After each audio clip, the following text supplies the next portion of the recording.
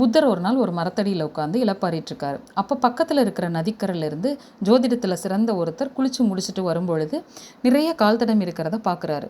ஒருத்தரோட கால் தடத்தை வச்சு அந்த மனிதனுடைய விஷயங்களை கணிக்கிறதுல அவர் மிகவும் வல்லவராக இருந்தார். இந்த கால் தடத்தை பார்த்ததும், ஆகா, ஒரு பேரரசரோட கால் தடம் இது, இங்கே இந்த காட்டுக்குள்ளே எப்படி அப்படின்னு ஒரு குழப்பத்தோடு அதை தொடர்ந்து அவர் அப்படியே வராரு. பார்த்தா புத்தரை பார்க்குறாரு.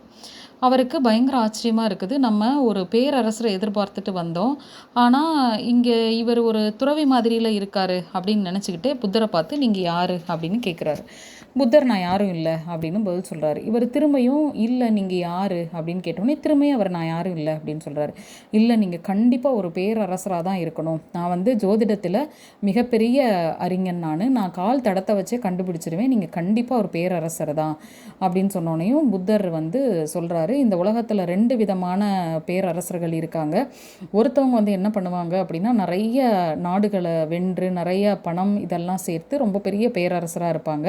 ஒரு சிலர் தன்னைத்தானே வென்று, அதாவது ஆசை, கோபம், காமம் இதெல்லாம் வென்று அவங்க ஒரு பெரிய பேரரசராக இருப்பாங்க.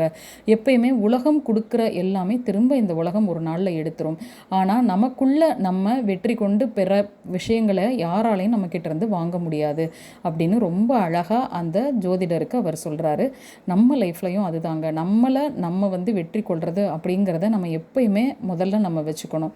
நமக்குள்ளே இருக்கிற பயம், நமக்குள்ளே இருக்கிற கோபம், ஆசைகள், பொறாமை, இது எல்லாத்தையும் நம்ம வெற்றி பெறும் பொழுது நம்மளும் கண்டிப்பாக ஒரு பேரரசர் தான்.